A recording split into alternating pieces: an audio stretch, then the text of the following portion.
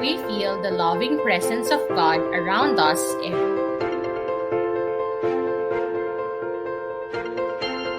We feel His loving presence through the beautiful environment that surrounds us,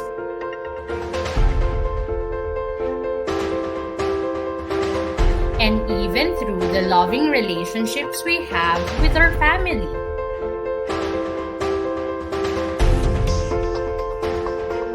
But we should always remember that we have different signs, symbols, and symbolic actions to make us feel God's loving presence.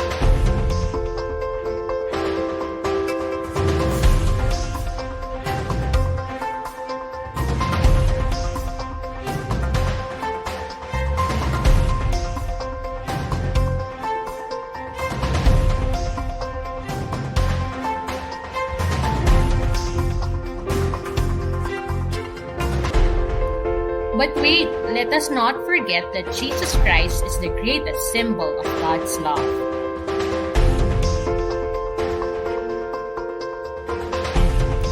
He showed it during His public ministry through His teachings,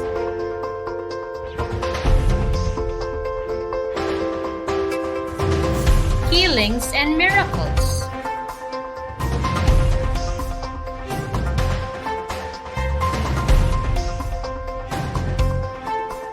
An example of which is the story of the blind man named BARTIMAEUS.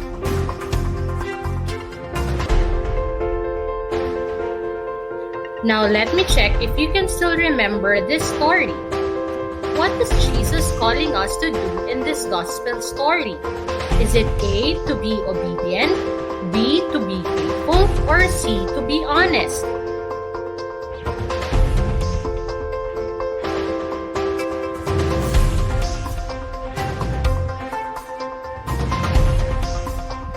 The correct answer is to be faithful.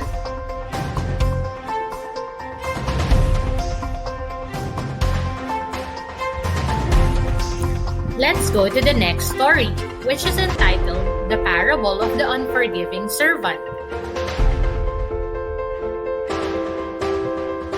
Now, how can we be like the king in this parable? Is it A, by being merciful, B, by being generous, or C, by being loving?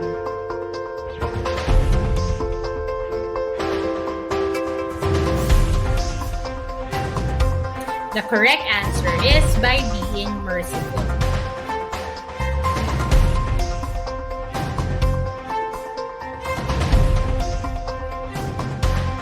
Now let's go to the next gospel story, which is entitled The Healing of the Paralyzed Man. In this gospel story, why did the friends of the paralyzed man help him to be healed? Is it A, they want to see Jesus up close, B, they are followers of Jesus, or C, it's because of their faith in Jesus?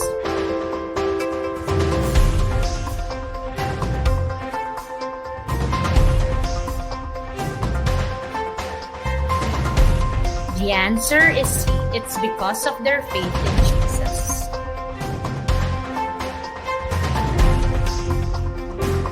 Now let's go to the last gospel story, which is entitled The Parable of the Good Samaritan. The question for this gospel story is, why did the Good Samaritan heal the wounded Jew?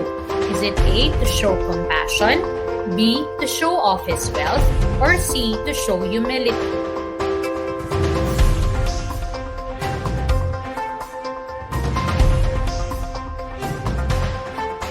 The correct answer is to show compassion.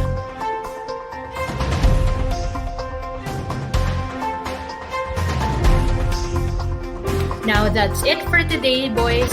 Always remember that Jesus came here on earth to show us what unconditional love truly means.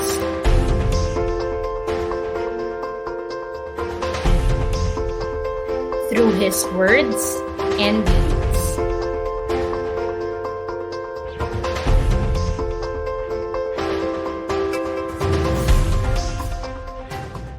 Created using Powtoon.